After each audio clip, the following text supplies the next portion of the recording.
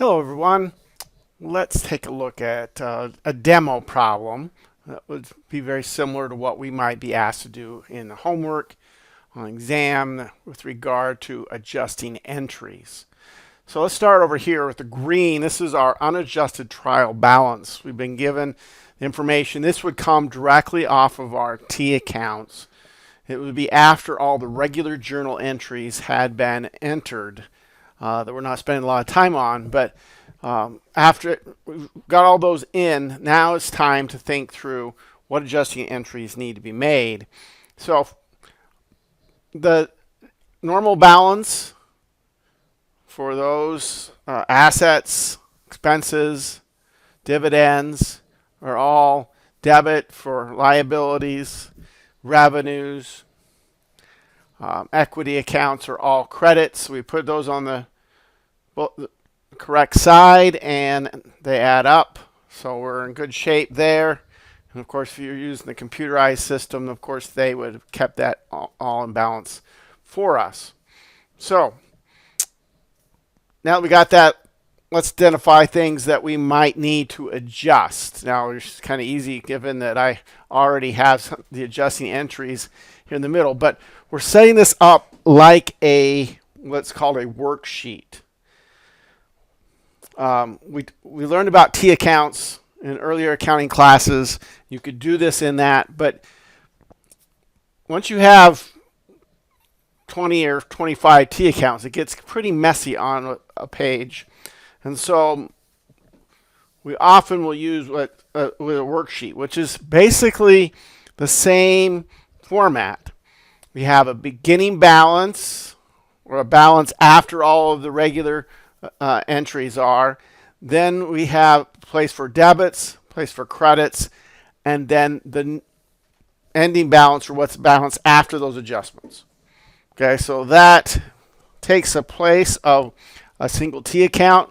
So instead of having, a big area for the T account, we have just one line for each account. And that allows us to put a lot more information on one page.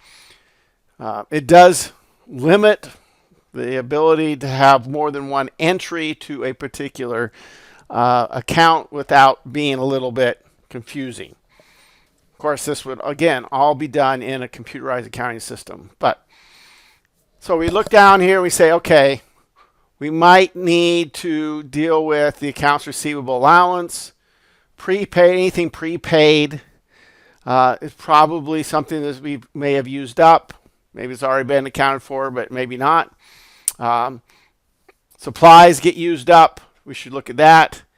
We might need to do some depreciation.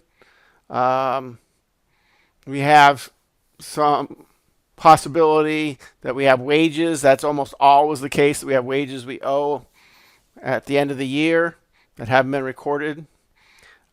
Interest potentially on our loan payable, and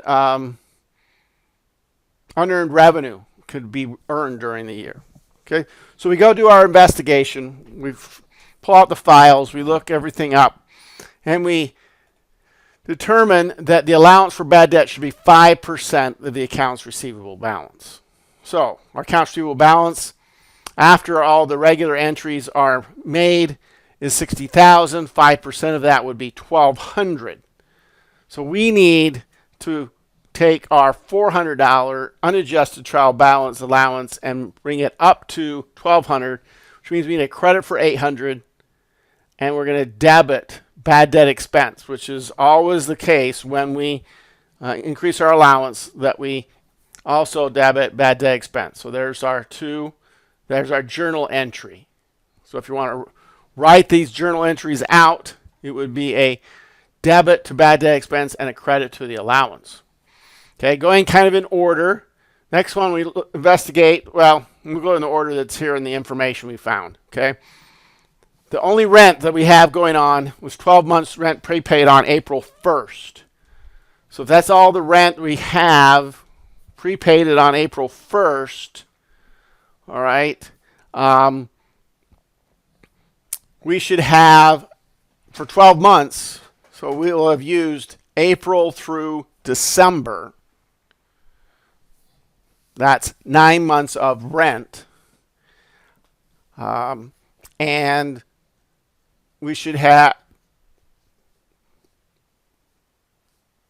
9 months of rent in rent expense and a 3 months left in prepaid rent.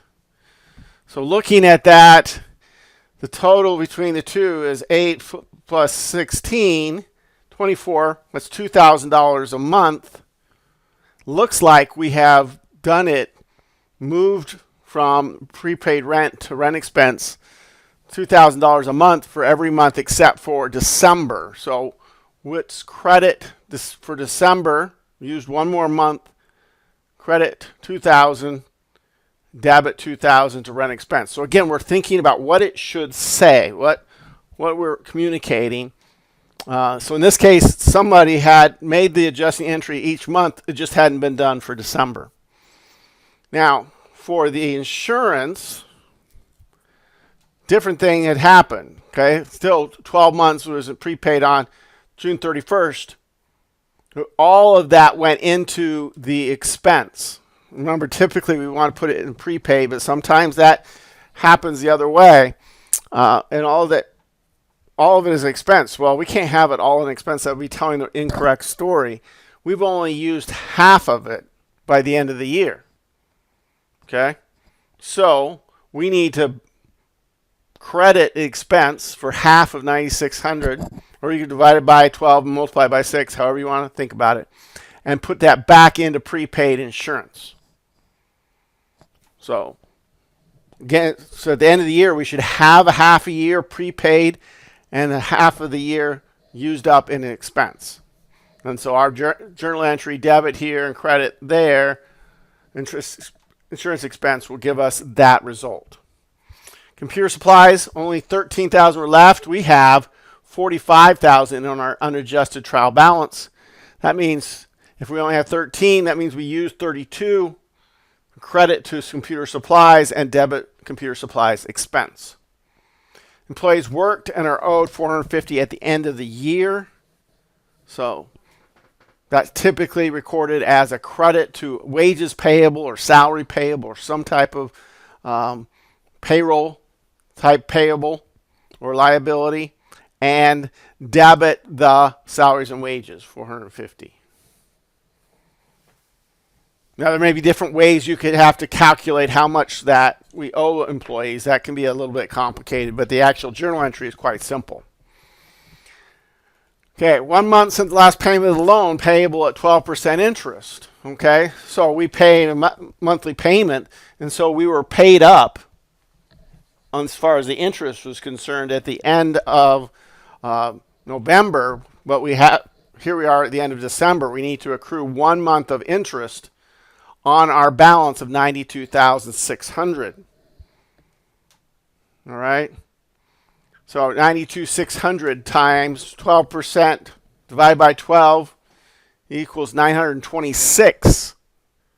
We look at our interest payable and there's 492. We need it to be 926. All right. So the shortcut that we talked about in our reading says that we're just going to get it correct. 434, credit and debit the interest expense, which will give us the correct interest on that loan for the year. All right? By making the ending payable correct, we make the interest expense for the whole year correct because we've been recording it each month as we paid it. Okay, and then a review of our internet contract shows that $4,400 has been earned since last time we looked at it. So that is was in unearned unearned revenue. So we're going to debit the unearned revenue. It's been earned. It's no longer a liability, and credit the revenue, increasing our revenue and our net income. So that brings us to the blue, which I have just used the formulas to calculate. Sure, a lot easier than type it into your calculator each time. The ones obviously that had no adjustments just come across, but depending on the normal balance, you got this plus this equals that. So a credit plus a credit equals a bigger credit, right?